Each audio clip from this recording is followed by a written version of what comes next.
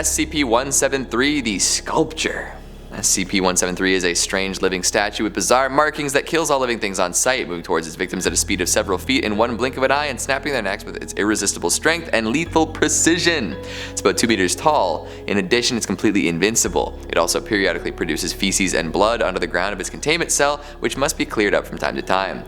173 is classified by the organization as Euclid, meaning that it's unpredictable and more difficult to contain than a safe-classed SCP. The reason that it's not Keter, the most dangerous of SCPs, which are often deemed large-scale threats to society and require strict procedures to contain, SCP-173 is overall very easy to contain and cannot present a huge threat to large amounts of people. See, I take issue with that, because if you're not looking at it, it can snap your neck, and it can just move those distances as long as you're not looking at it. So I mean, they can keep eyes on it all the time, yes, but the moment that that camera dies or the people take a break, he's running, he is zipping, boop, boop, boop, boop, boop. He's teleporting, breaking necks. SCP-087, the Stairwell.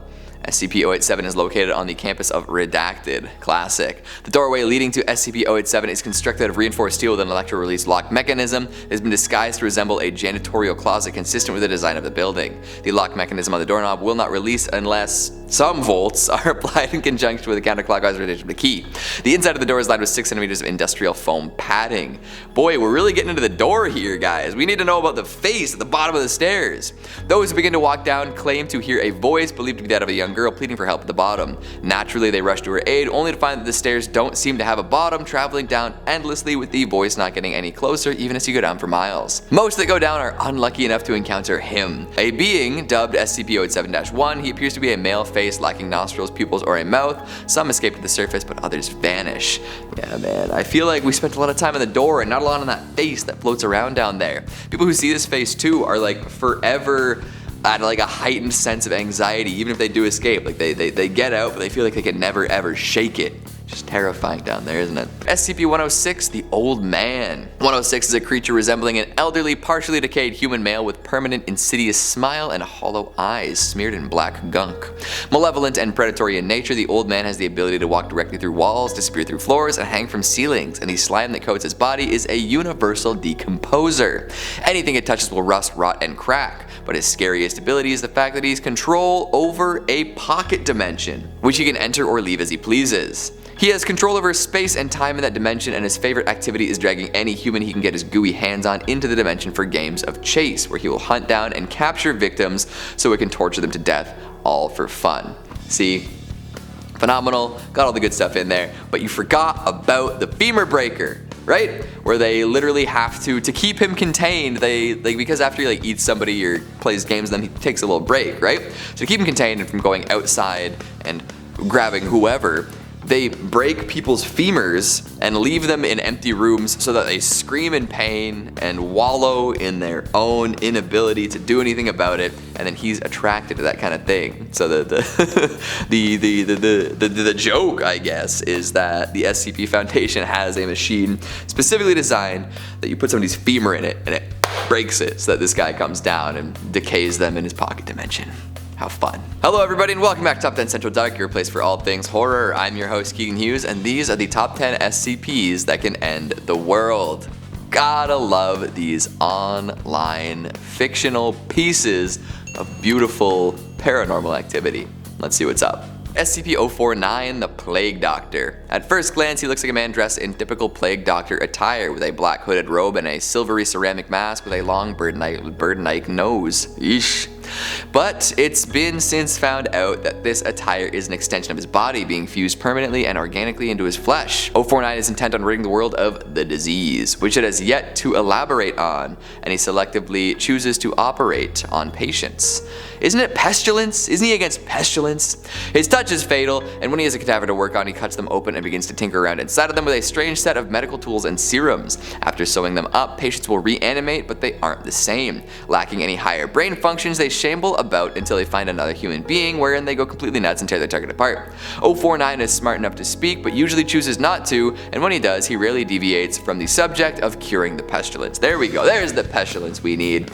Yeah, he just runs around turning people into cadaver zombies, but he says they're cured. He says he's gotten rid of the pestilence there. You know, the procedure wasn't perfect, but they're they're less dangerous than they were to him. SCP-096, the Shy Guy. 096's appearance alone is enough to give anybody the heebie-jeebies. An emaciated, bone-white, hairless humanoid with long, gangly arms and legs, this creature is normally docile as can be, but has one trigger: anyone who looks at its face. The face in question has blank eyes and a mouth that can stretch up to 5 times the normal size of a regular person. Even if you see it for the briefest of moments, even if you see it from an indistinguishable distance, it goes berserk, flailing about while crying and babbling before chasing down the offender and making quick work of them violently. So far, there hasn't been any obstacle it can't get past, smashing through steel doors and walls, running endlessly across huge distances, and even managing to swim to the very bottom of the ocean to pluck out an offender in a Foundation-controlled base. To avoid any meltdowns, the Foundation usually places a bag on its head, but accidents can and have happened. Yeah, that one could end the world. Absolutely. If enough people see it, it's game over. It gets broadcasted, game over. Pictures work, right? You can show drawings, I guess, and it doesn't work, but yeah, and it's strong. It's super strong. Like, they were shooting like anti-tank rounds at it, and it was still running through, eating people. Not good. SCP-993, Bobble the Clown. It's a television program entitled Bobble the Clown, and it's an animated series starring the eponymous character. Bobble spends each episode teaching youngsters the tricks of his trade. The Foundation has wiped all traces of the demented series off the map, but Bobble appears to know this and is quite cross with them. In the new episode that appeared from nowhere, Bobble glared angrily at the viewer for the entirety of the episode. And in another, he demanded release from his entrapments, directly addressing his captors. This is a TV program that not only wants to corrupt the minds of the naive, but will do anything in its power to do so. Classic Bobble. SCP-2317, a door to another world. SCP-2317 is to be secured at Containment Area 179 in a reinforced 3x3x3 meter containment chamber. Armed guards are to be in place at all times in order to prevent unauthorized access to the facility. 2317 is a wooden door and frame originally constructed as a basement door for a 19th century Massachusetts brownstone. Upon opening the door, any person stepping through the door frame will be transported to an alternate reality. I feel like we're missing some important details here, folks. We're just talking about the door and the reality, but what about the dangerousness of it? I forget what the actual contents of this one are, so, you know, maybe we'll drop down in the comments. Somebody else go and read the article and summarize it down there. Please and thank you. SCP-610, the Flesh That Hates. The Flesh That Hates is an extra-dimensional entity that occasionally intrudes into this one to consume organic matter to make it a part of itself. It manifests in the form of a skin infection that quickly takes over its host. Think the Thing crossed with the Blob. It doesn't really have a singular form of its own and is at least partially sentient. Not only humans shall be infected, any organic beings shall be infected by the virus as well, such as animals. Due to its contagious nature upon the organic beings, the human observation of life infected by SCP-610 is impossible to achieve. Since the virus itself is utterly and openly dangerous and aggressive, coupled with the data from observation, SCP-610 earns a Keter classification. However, as long as no human beings or other organic beings enter into these infection areas which are under isolation, or any of those infected creatures leave the isolated areas, this object would be arguably considered as neutralized. But hey, we could have neutralized a whole lot of viruses and diseases, but are we very good at stopping the spread? No. Humans are far from perfect, aren't we? Yeah. My favorite part about The Flesh That Hates is the connection to different canons at large with Sarkic cults and all of their fun times. SCP-1936, we've got Daleport. SCP-1936 is the New England town of Daleport. In the year 1997, the town fell victim to what is presumed to be a highly destructive event or a series of highly destructive events over the course of several days. During this time, the Foundation was unable to enter the town or observe any event that occurred therein due to the presence of SCP-1936-1, a gaseous area centered on Daleport that covered the whole town. A cult in Daleport follows various rituals to bring all these minor and major gods together in one place so they can duke it out for supremacy.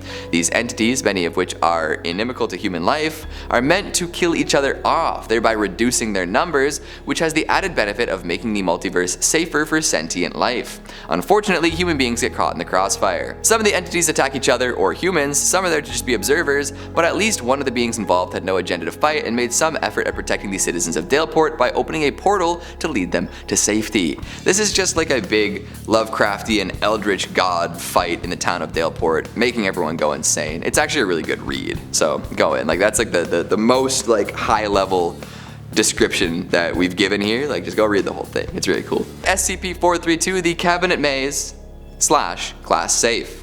This SCP is a report of an expedition into a world where all life, even birds and insects, have disappeared instantly and simultaneously with no real answer as to why.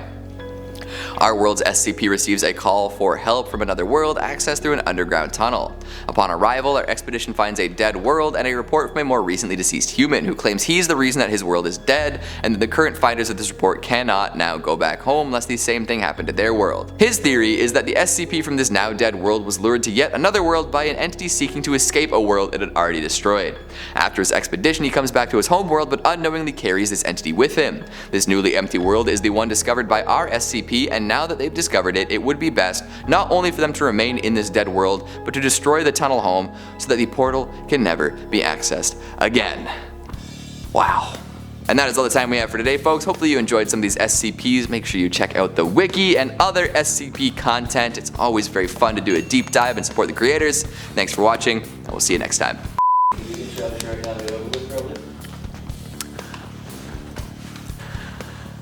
The reason that it's not Keter, the most dangerous of SCPs, which are often deemed large-scale threats to society and require strict procedures. The reason that it's not Keter, the most... Number 2, we've got SCP-07, nope.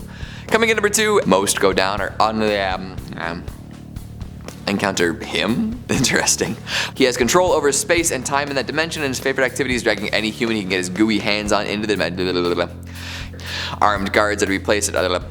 Doesn't really have a singular form of its own, and it has a the human observation of life infected by SCP. Some of the entities attack each other, or humans are SCP-432, the cabinet maze / class safe. Class safe? I don't know. Is it classified as safe, or is it a safe in a classroom? I'm going to say that again, and you can chop it where you need to. Coming in number 10, we've got his theory is that the SCP from this His theory is that the SCP from this now dead world was lured to His theory is that the SCP from this now dead world was lured to yet another world by an entity seeking to escape a world that had already escaped. Nope, destroyed. What a sentence.